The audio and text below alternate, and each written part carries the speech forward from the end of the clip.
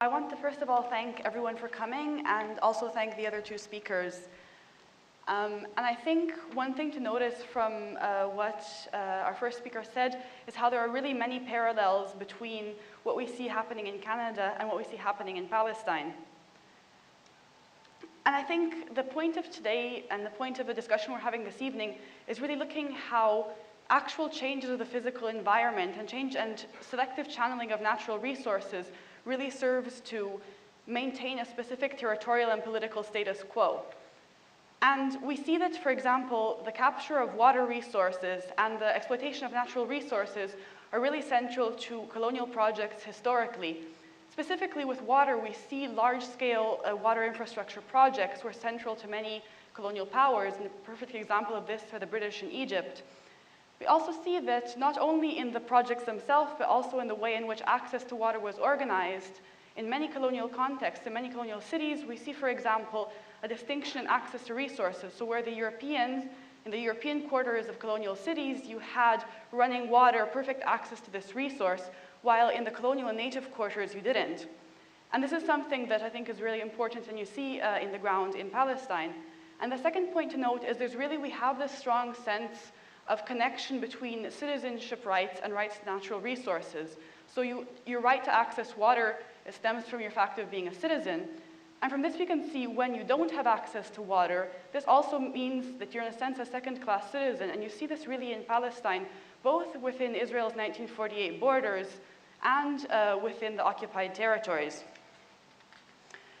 So if you look at what's happening in the ground in Palestine in terms of water resources, you really can see three main points. So you see a selective capture and channeling of water resources for specific urban and agricultural development, specific Jewish-Israeli development. Water resources also serve to establish territorial control, and this you really see in the West Bank and the Gaza Strip. And they also create and reinforce this sense of difference, so multi-tiered citizenship, for example, within Israel's 1948 borders, and distinction between settlers and Palestinians within the occupied territories. And this photo is a perfect example of this, as you see a full swimming pool in a settlement alongside an empty reservoir in Palestinian localities. So just to give a very general context, so the region of historic Palestine has a Mediterranean climate, right? And you do have water resources. So there's a Jordan River, which is the main surface resource, and it goes from the north in the Golan Heights and southern Lebanon until the Dead Sea. And another important resource is groundwater, so specifically the mountain aquifer which lies under the West Bank. And this is particularly important to understand subsequent developments. So water resource development was really a central point, a central concern of the Zionist movement. And the first Zionist settlers put together their own institutions to develop regional water resources. And in fact, the Israeli water company Mekorot was created in 1937, before the creation of the State of Israel. And once the State of Israel was established, and once again, water resource development was really a central project. And sort of the main project, which I think the following speaker will address more in detail, was this national water carrier, which basically diverted water from the north, from Lake Tiberias, to the coastal cities and to the south. And it was part of this ideology of making the desert bloom. And one thing to note about this project is that, in fact, its sort of benefits were not equally shared by all the population, right? So, for example, and this is a problem which still continues today, there are over 70 unrecognized villages, both in the Galilee region in the north and in the Nakab region in the desert in the south, these are unrecognized villages which are not connected to the water network. And particularly in the south, the non-connection of these localities was part of a strategy to displace and move the population and concentrate the Bedouin population in the south in specific townships. So there's really this connection between water and territory and displacement of population. And this is something which we see today also happening in the West Bank, and I'll get into this in more detail later. So in the West Bank and the Gaza Strip were occupied in 1967. And here, particularly with the West Bank, which held valuable water resources, the Israeli state really, one of its central concerns was to assert control over these water resources and to develop them and channel them to its urban and agricultural settlements. So this was done basically in two ways. Firstly, by changing the legislation. So essentially the West Bank came under military rule with the occupation in '67, and two key military orders.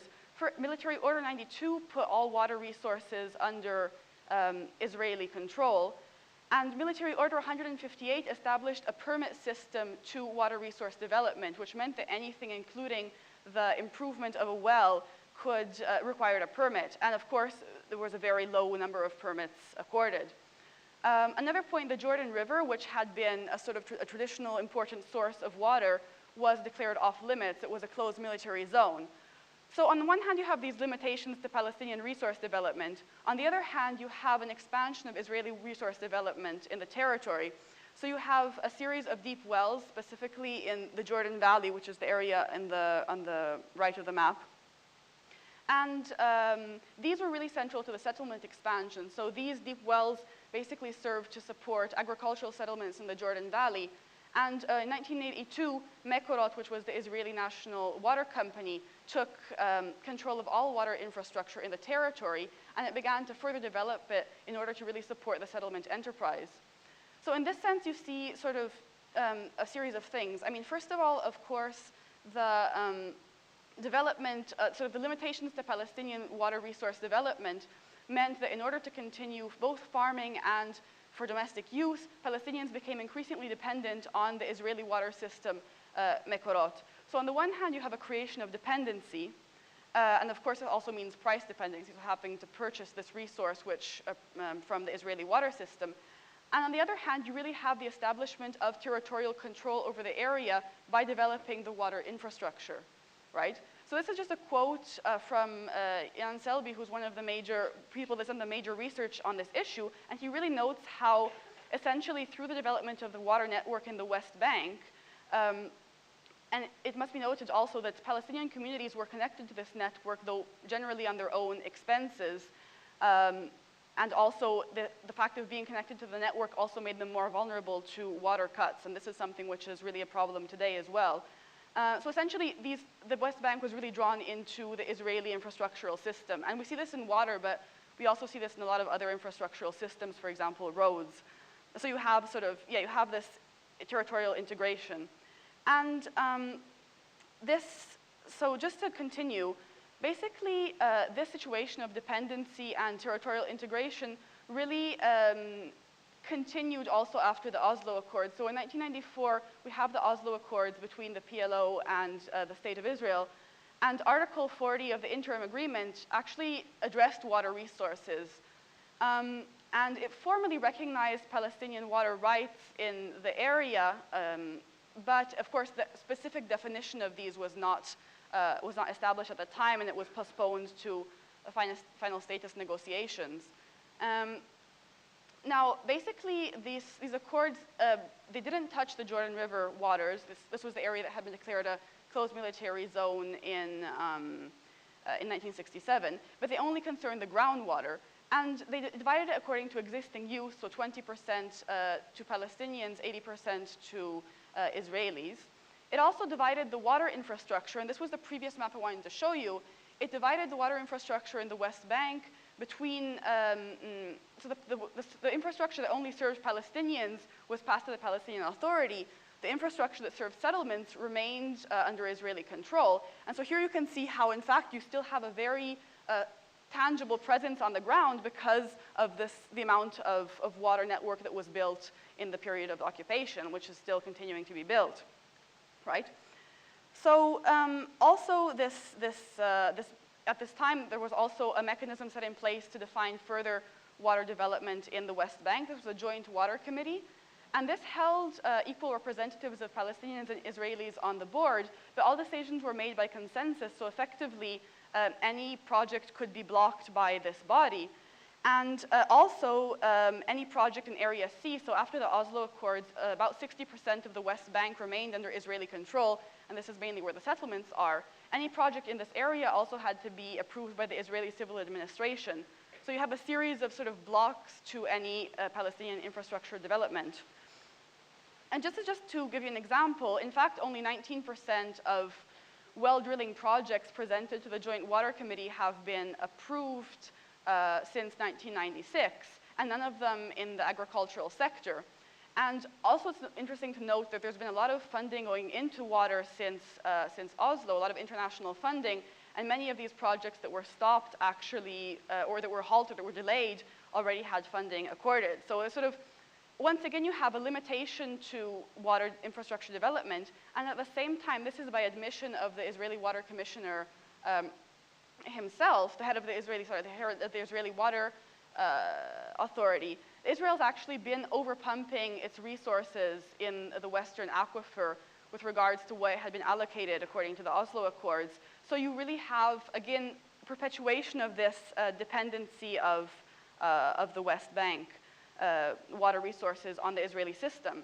Now, a further point I'll just go to in this in very brief detail is, of course, the path of the wall. So in 2004, a wall was built around the West Bank, which was declared illegal by the International Court of Justice. And if you look at the course of the wall, you see how it doesn't follow the 1967, the 1967 border, the ceasefire line of 1948, but it actually snakes inside the West Bank, and it encloses particularly important areas for water resources, because particularly in the Western Aquifer, which is the western part of the mountain aquifer, the most favorable drilling locations are right along the 1948 ceasefire line. So this area it was incorporated into Israeli territory. So as a product of all this, you really have an ongoing forced dependency on the Israeli system. You still have Israeli sort of territorial control in the area. And of course, you still have, communities are still affected by water cuts, which is something which is regularly occurring every summer. Just really briefly, I think it's important to note the situation of the Gaza Strip, because this is less talked about in terms of water resources, as it doesn't hold such sort of fundamental resources also for the Israeli system. And now, this is actually an absolutely water-scarce region, and already at the time of the British Mandate, so we're talking about before 1948, there were considerable water quality problems. And of course, at the current time, the Israeli siege on Gaza has obviously prevented the import of any kind of water treatment material or maintenance material for the water network. And of course, the military defensive in December 2008 has further damaged the water infrastructure. So we really have a pretty critical situation in the Gaza Strip. And I think something important to note is that while water infrastructure has been the target of military operations in the Gaza Strip, it also was the same in the West Bank, particularly during the time of the Second Intifada, when a substantial amount of water infrastructure was damaged. And this also obviously has implications to investments in water. So I think just to conclude what I wanted to talk about this evening, I think it's really important to note that that Israel, and this was also mentioned in the introduction, has a very strong international reputation as an expert in water management. And this is historical, right? So already at the time of the beginning of the Zionist movement, Israel was enlisting foreign hydrologists, particularly from the United States, to come and develop and sort of provide projects for the development of regional water resources. And over time, Israel established itself as sort of an authority, particularly in water-saving technologies. And this is just a quote from the Mekorot website, in which it presents itself as a world leader in desalination, water reclamation, water quality, water safety, etc.